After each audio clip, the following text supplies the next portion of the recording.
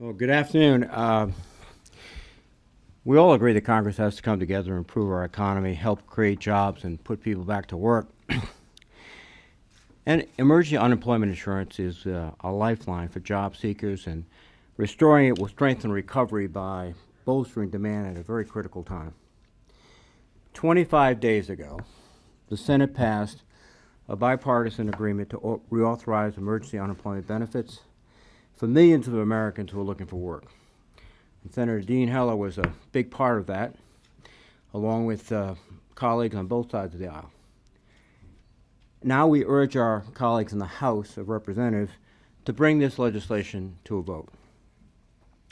This bipartisan agreement that we worked on, Senator Heller and I, is fully paid for.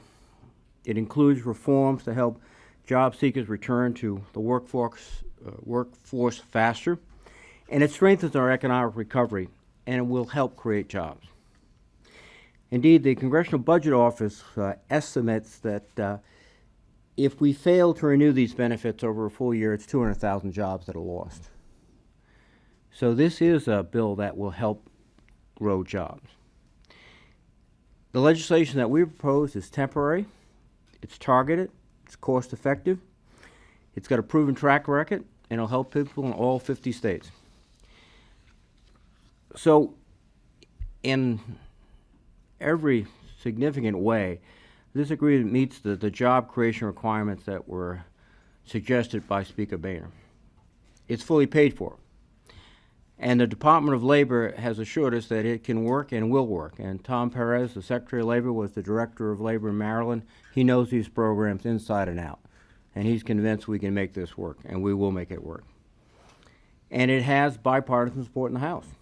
There are House Republicans who have suggested that a vote on this measure is imperative, and we agree with them. But so far, the Speaker has chosen not to take up this legislation. And some in the House have suggested it's really a disincentive to work, when in fact my sense is going around Rhode Island, people desperately want to work and they desperately need some help just to keep the lights on, some gas in the car, and a telephone that they can respond to job requests and job interviews. We've got 2.6 million Americans who are looking for work, and we have to help them. I don't think they should be cast aside. I think this is the right thing to do for these Americans and also for our economy. And we have to take the same sense of urgency that the people who are out there every day looking for work have. They're running out of their savings, they're running out of options, they're running out of time, and we have to move expeditiously and promptly. So again, I urge the House to take this up, vote on it. I'm confident if it was brought to the floor, it would pass. Very confident.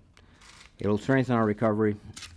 It's the right thing to do for, again, for millions of Americans and for our economy. And with that, let me introduce Senator Heller. Dean? Thank you, Jack.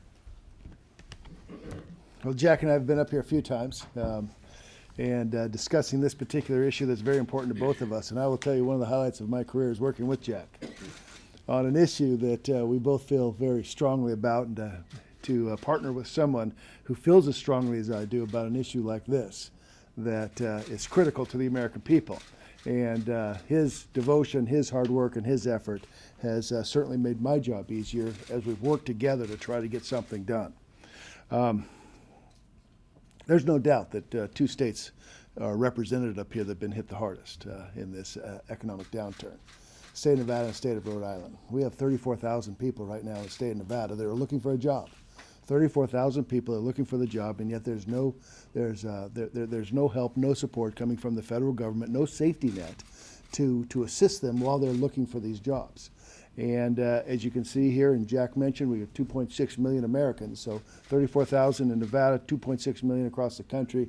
Jack can give you his number for Rhode Island. I don't happen to know what that is off the top of my head. Needless to say, there's Americans out there that need help.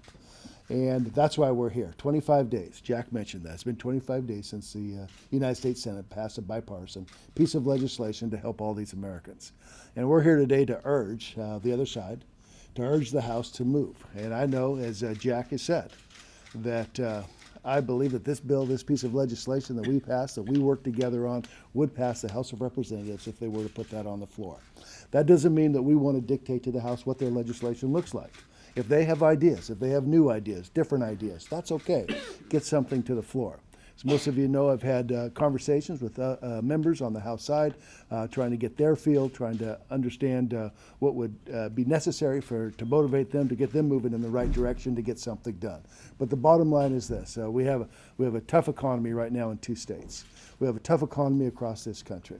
We need to look for long-term plans to work, to get people back to work, but we also need to help those today that are out of work that are actively looking for work. So those are the proposals. This is what Jack and I want to complete. This is why we're working together so hard on this. This is why today we're having this particular press conference. So thank you very much for being here.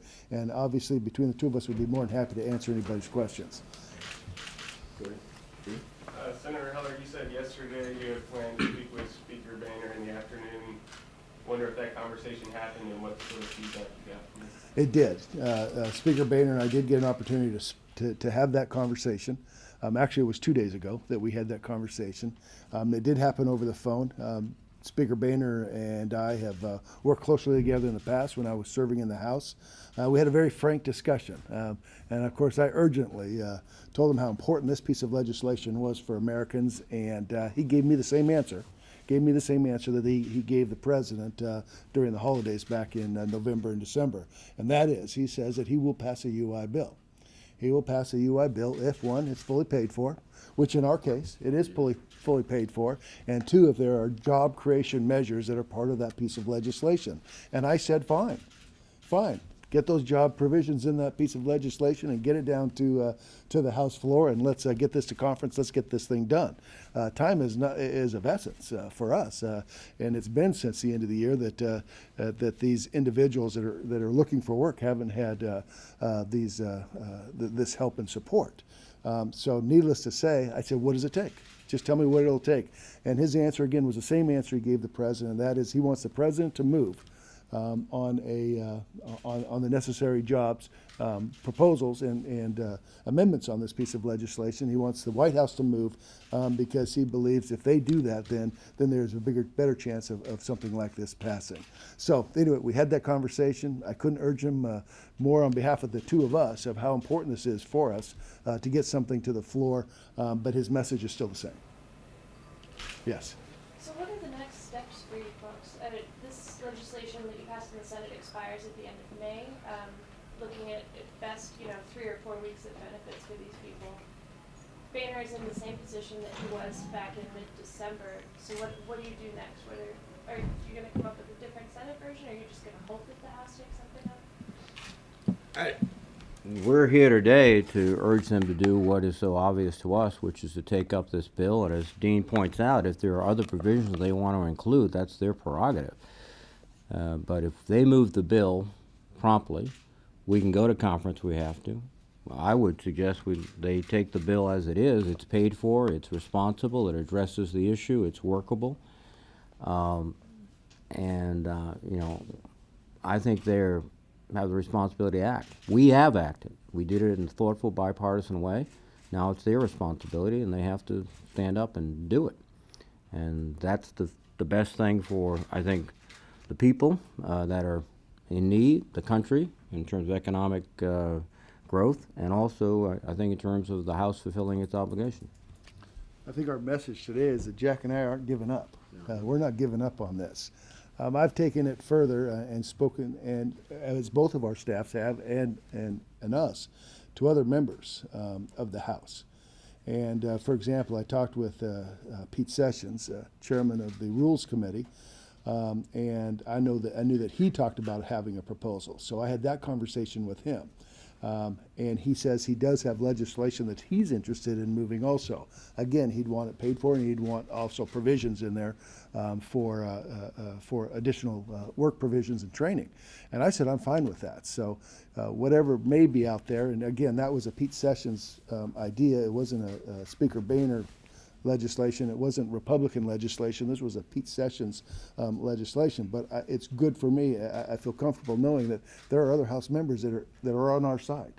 Republican members that are on our side. And again, I would agree with Jack, and that is if we can get this legislation to the floor and pass it in its current form, I don't think we'd see a problem with that in the House of Representatives. So there are ideas out there. I don't care what the ideas are. Let's move something. Let's get something moving forward so that we can provide the relief that these individuals need. Yes, ma'am. Oh, I was going to ask Senator Heller, do you feel like it's kind of falling on your shoulders to try to convince House leadership to bring this up? I mean, what's your strategy? I imagine it's a little frustrating when the Speaker keeps mentioning what the President needs to do instead of focusing on Right, the right. legislation you passed. Well, I kind of felt like it fell on my shoulders when we were here in the United States Senate trying to get the number of Republicans that were necessary to get this bill passed, and we were, fortunately, I was successful in able to do that. But I don't mind. I have pretty broad shoulders, as you can tell up here, and I'll continue to take responsibility and move forward and work as hard as I can to convince the House of Representatives to move forward. I realize who's in the majority over there. If it takes convincing, I'll continue to try. Working with the Speaker and anybody on either side of the aisle in the House of Representatives to try to move something forward. So, like I said, broad shoulders. I'll work on it. Senator Heller? Senator Heller? Yeah. Sir, do you think Mr. Bundy should pay grazing fees to the BLM, which they say he That's a owes? little off topic. That's okay, that's just, We'll grab you. I'll grab you off the when I'm off stage here. Yes, Steve. Senator Heller, I wanted to ask, the Speaker says that not only should there be job creation measures in there, but they specifically have to come from the White House. Do you all think that's reasonable of him, or some people are thinking that's kind of an excuse he's using? Do you think that's reasonable that he demand that these things come specifically from the White House? I'll let Jack first, and then I'll answer your question. I don't think it's reasonable. It's an excuse, not a good reason. The House is capable of generating ideas and policies and procedures. They do it all the time. With things that the President is adamantly opposed to, they will continue to do that. I mean, by my recollection, I think they're at the 50-plus votes to overturn the Affordable Care Act. So they're not they're not waiting for the President to make that legislative initiative go forward. No, I think what they have to do is instead of kind of sort of, well, we're waiting for the White House, they have to look around the country. And this issue of long-term unemployment is increasingly critical everywhere, even in states that do very well in terms of their unemployment rates because of local conditions, access to commodities, and et cetera. The long-term unemployment rate is twice the level it normally is or should be at a time like this. And that's everywhere. And that's what this program addresses. These are for those people who run out of their 26 weeks of basic state benefits, and they're having a hard time. Many of them are highly skilled. Many of them are middle-aged, and they have the difficulty of competing now with younger workers in a tough market. So, rather than looking down to Pennsylvania Avenue, they should look back to every district in this country and look at people struggling. And if they did, I think they wouldn't be blaming people. They'd be moving this bill forward.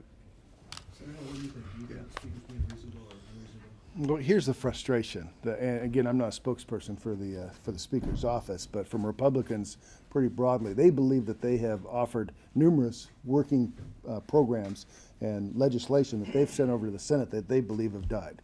Things on energy development, reforms in the Affordable Care Act, tax reform, and some of those issues, which they believe are imperative to get people back to work. I think it's two different issues. I think Jack and I would agree with these are two different issues. Helping those that need help today. And I agree with the Speaker and my Republican colleagues on the other side that those issues are important. But today we have a problem. Those are long-term fixes. Those are long-term job growth, long-term economic growth, and I wouldn't disagree with them. But the critical thing today is to help those 34,000 in Nevada and 22.6 million across the country that need relief today. I do understand their frustration, but that's where the Speaker's coming from. That's where the Republicans are coming from. They say we have so much legislation that we've sent over that no action is being taken on, that we can't take.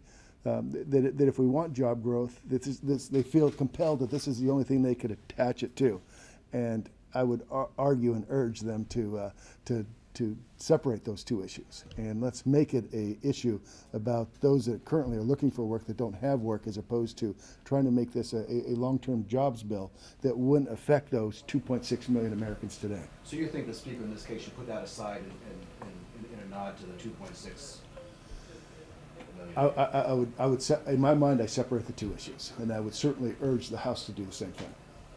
I think that's excellent advice. No, it is. It is. We can do more to create jobs, but we have an immediate issue before us, and how do we help these people that are desperately looking for work? Let's take one more question. Yes, ma'am. If you guys aren't able to get a vote in the next month, I mean, do you think it's feasible to restart the process in the Senate, and would you guys plan to introduce a new bill? You know, as Dean said, we're committed to try to get this done.